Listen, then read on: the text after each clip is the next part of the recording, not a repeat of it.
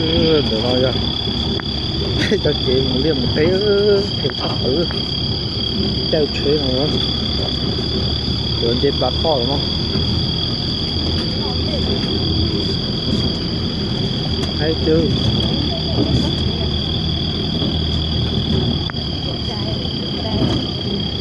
San sa chị thể tôi nào chị có ta được. Nó cho đã chơi lên loài gì cả tua đó.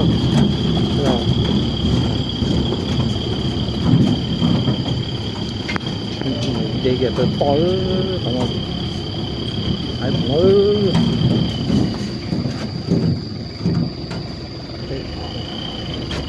trái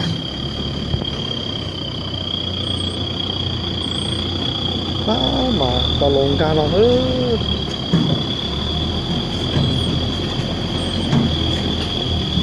chỉ qua cứ tới ông mà to lồn này nó lồn này mà thấy vậy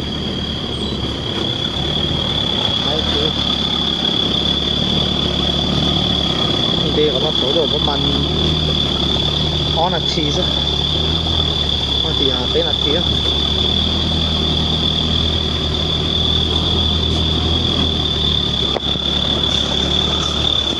cái cá gì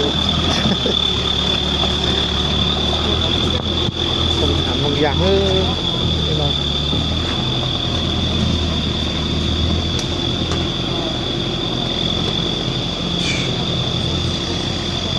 thì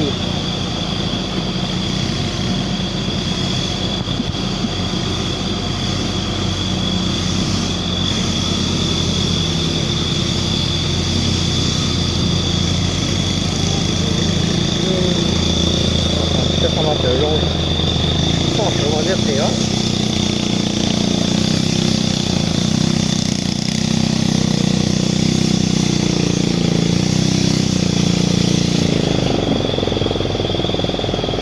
nói sẽ trả là có bộ tay tay luôn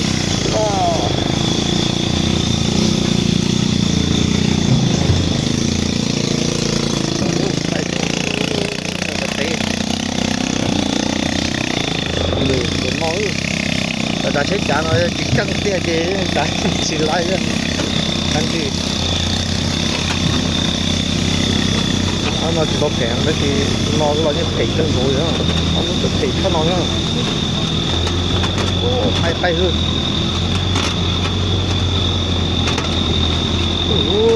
tay đủ có cũng chỉ lấy nữa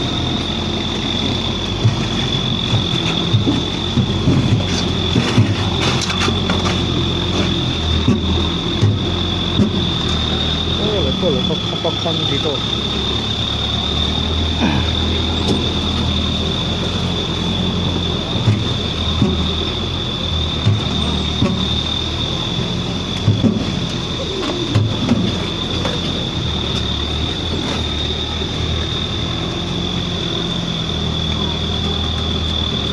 sao để to được không thể cứ hơn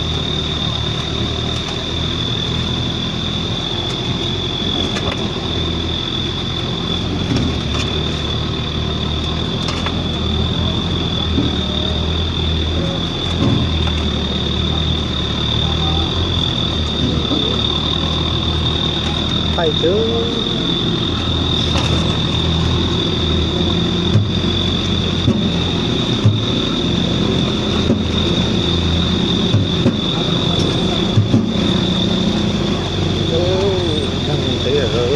nó bị tệ chứ không tệ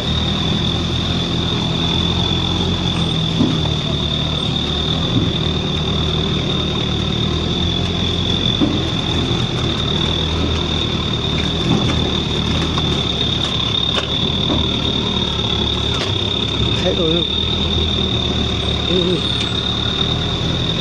đó là bị mà bị xả được chứ thay rồi nó nói thì cái gì sao chứ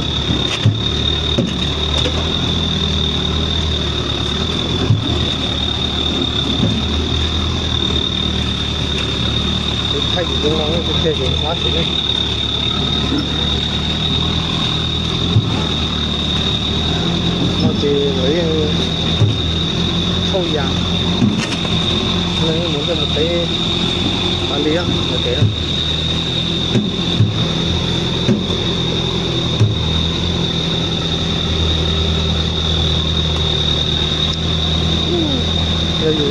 cá trầu ấy rồi.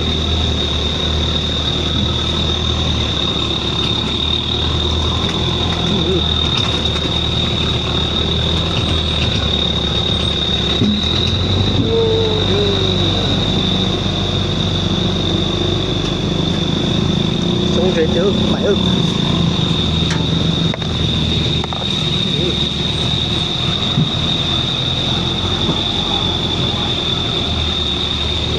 Tay chưa chứ nó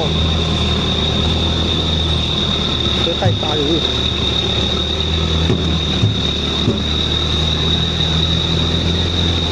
cá nó thể chứ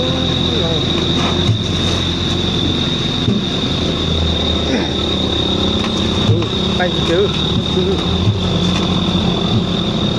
họ thể chỉ cảm thấy chứ họ thể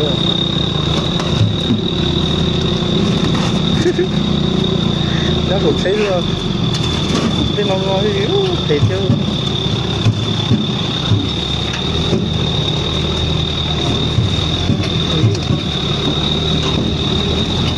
cái thử tay rồi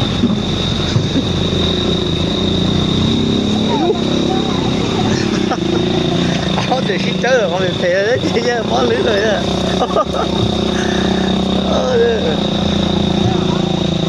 Chưa có xin thôi, thế thôi. Xin chơi, lấy nhau.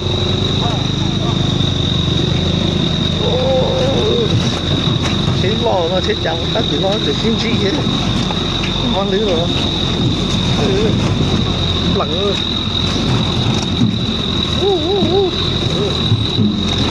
Thấy được chưa? Cô con xin lấy. Ui luôn bọc tử đó là cái gì?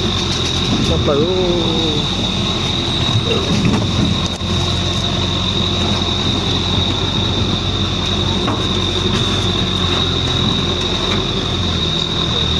Lúc nào thì nó tăng trên cái có những cái á cái gì nó tăng bọc lửa để hỏi cá biển là nó chia ra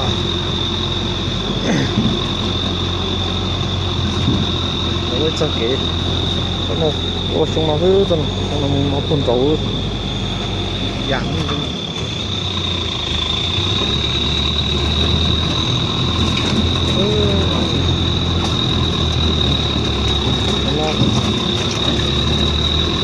cái chế có tròn không?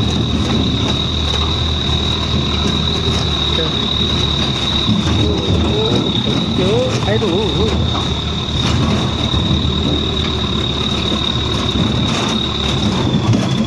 bật bóng bật bật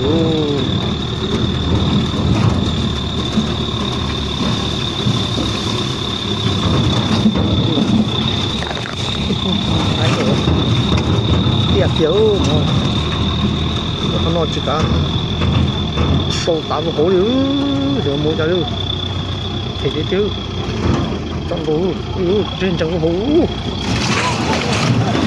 ấy tiêu